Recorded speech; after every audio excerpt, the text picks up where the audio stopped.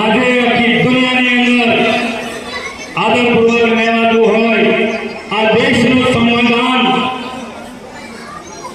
અને લોકોને સમાન રીતે જીવવાનો અધિકાર આપનાર બાબા આંબેડકર સાહેબના આપ સર્વ વંશજો એનો આપણે ગૌરવ છે, એટલું જ ગૌરવ મને પણ છે, કારણ કે બાબા સાહેબ આંબેડકર એક માત્ર દલિત સમાજના નેતા નહોતા, એ એસસી એસટી ઓબીસી પછાત કચડાયેલા મહિલા અને વંચિત સમાજના આગેવાન હતા, નેતા હતા.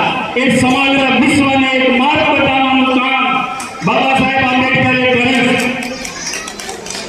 એટલે બાબા સાહેબનું નામ ગર્વ સાથે આપણે બધાએ લેવું જોઈએ. એમને સંવિધાન થકી આપણને જીવવાનો અધિકાર અને સન્માનભેર ભારતની અંદર જીવવાનો અને વિકાસ કરવાના હક અને અધિકાર આપે છે. આજે આપણે બધાએ બાબા સાહેબ આંબેડકરને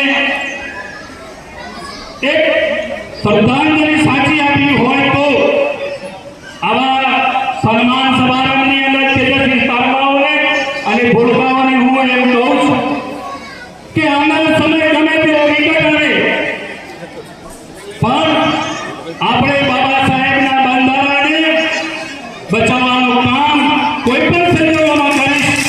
ભલે એની માટે પછી આપણે કોઈ પણ કુરબાની આપવાની થાય તો પણ આપણે બાબા સાહેબના બંધારણને બચાવીશ.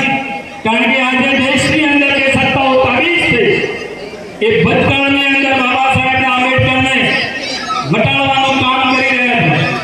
એટલે આપણે આજે ભલે ગમે તે લોકો સત્તામાં હોય અને તે વિચારધારા હોય પણ આપણે આખરે આંબેડકરવાદી છે. આપણે આંબેડકર સાહેબનું બંધારણ બચાવવાનું છે અને એમના જે આપણને હકો અને અધિકારો આપે છે એને આપણે સાચવવાનું કામ કરવાનું છે. આજે બારપગા રોહિત સમાજના જે તેજસ્વી તારલાઓનું આ સન્માન કર્યું છે એ સન્માન ખરેખર વિદ્યાર્થીઓને પ્રોત્સાહિત કરશે.